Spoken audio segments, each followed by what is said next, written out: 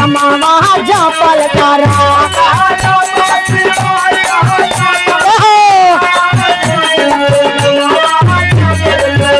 कहा नमः शिवाय, कहा नमः शिवाय।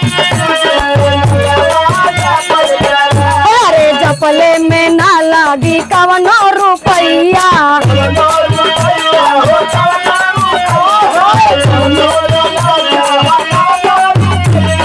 बात गठियाला सोना मोरे भैया।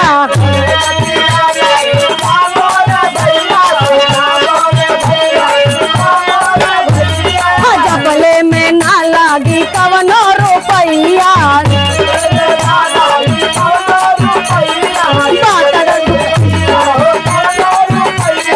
बात गठियाला सोना मोरे भैया।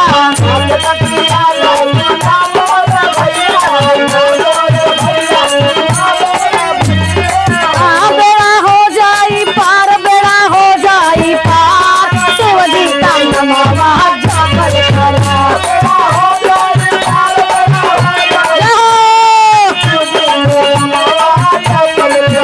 अरे हो जाई पार, बेड़ा हो जाई पार। कहा नमः शिवाय, कहा नमः शिवाय, शिव जी का नमवा जपल करा।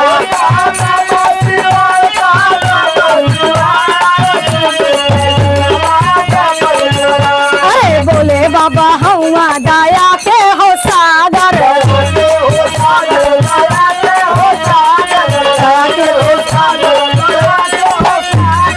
भर देले सब कर झोली हो गागर।